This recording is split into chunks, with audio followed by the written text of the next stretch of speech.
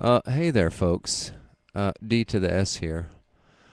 This is an impromptu, totally unscripted videotape here with no planning whatsoever. What I did was I put out a call. I asked my friends, I asked my 200 some odd Facebook friends and the 100 some Twitter friends to send me a question, any question. It was a test. There's anywhere between 200 and 300 people out there in this social network that I said, "Hey, send me a question, friends." A week later, I did get some questions here, which I'm very thankful for. But I come to find out that out of 200 plus people, a handful roughly gave enough to smack their hand on a keyboard and then press send. So I'm going to start at the beginning. My name is DeanSatan, and I make video games. I started my career path in, we'll say, 1988. Back then, I was working at IBM as an assistant hardware planner, and that is a fancy name for a guy who pulls cables underneath the floor and sets up mainframes or sets up big machines and things like that. I got in a motorcycle accident and messed up my knee, and then I could not perform my job, which was crawling around on the floor and underneath the floor and things like that. So I lost my job, and then I lost my home, and then I moved back home as a 20-year-old person and saw an ad that said, "Get paid to play video games." And the next day, basically, I ended up working at Sega as a game counselor, consumer service representative. So, we will put that up around 1988, the end of 88 and the start of 89.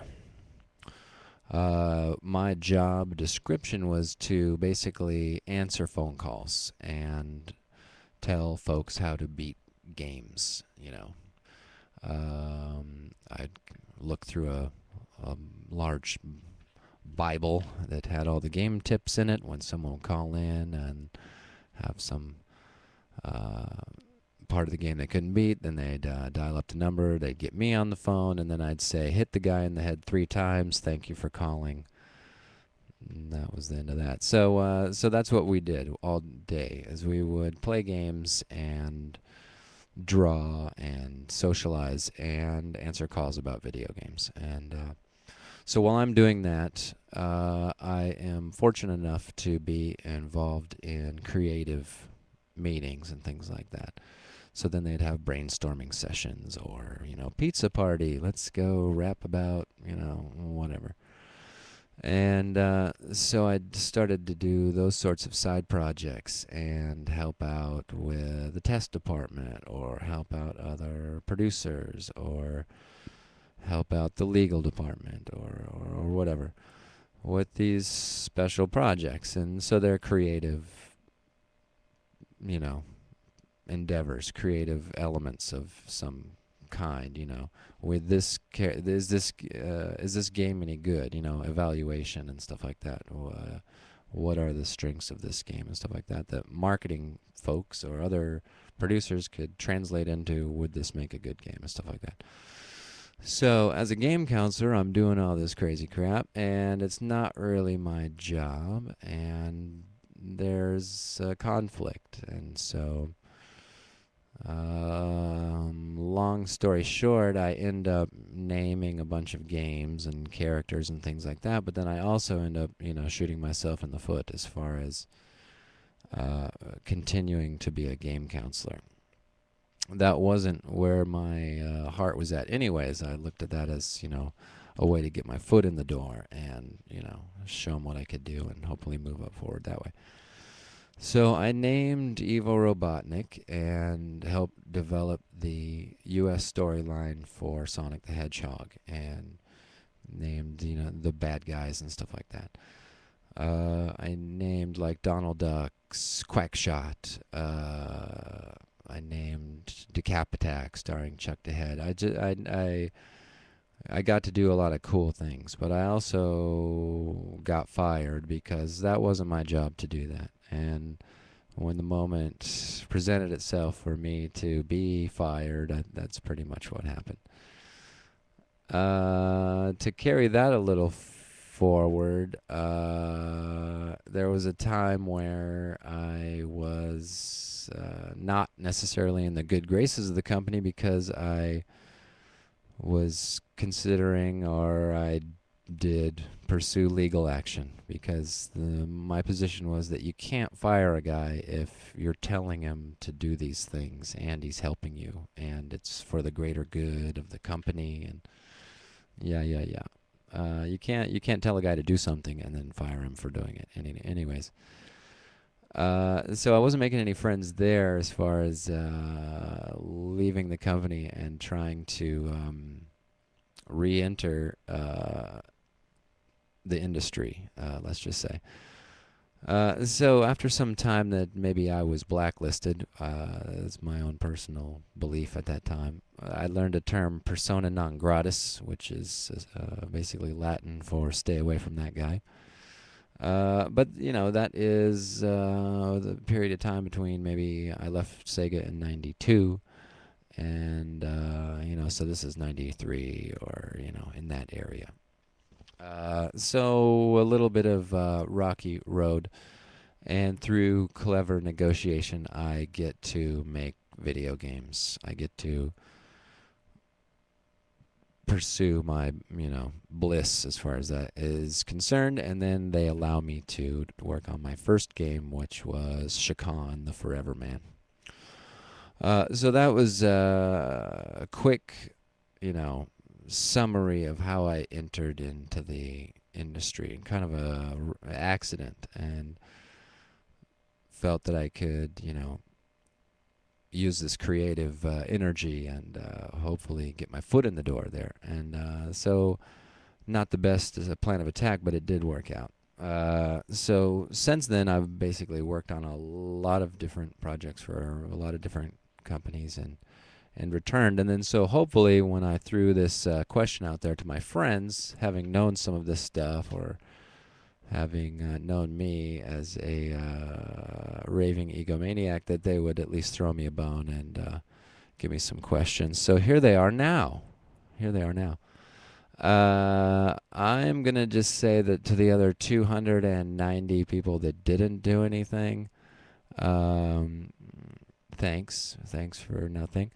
And then to those that did, it really means a lot. And I asked like friends, I asked all kinds of strangers, people within the community, rather than dwell on the negative side. Let's just push forward with these questions here.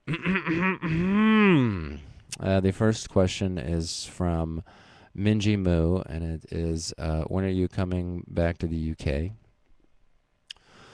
I don't know, but not soon enough or as soon as possible. I would go to England and go to Scotland, and I would certainly stop by and see you guys when I do. The second question, also from Minji Moo, and that is, where is it? Are they all dead, Dave? And then I'm going to have to say no. No, they are not. The next question is from Sean Rue, and that says, do you think, let me make sure my levels are good here. Do you think the wave of demand for a responsive government that is currently sweeping the Arab world will ever get to the U.S.? it's a little heady for today's discussions, but I think that you would have to first define what is a responsive government and for who.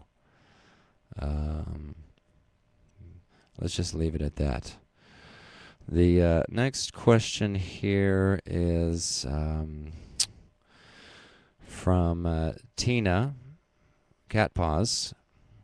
If you could combine 3 animals to make a new one, which would you choose, and what would the creature look like? I only knew that the first animal would be a monkey. I've just now came up with the second animal would be some sort of spitting cobra, and then the other one would be a bat. So a winged monkey that spits venom. Prehensile tail, of course. Next question. Series of questions. Oh no, we'll save those for the last. The next question is from Trunks. And this is via my brother, and me. How do you feel about man-sized jars? And again, an unusual question regarding today's topic, but I would imagine that they would be quite large. And though canning and preserving goods is normally a task delegated to the women, I think that you would need a man-sized jar to preserve a man. The next question is from Tops.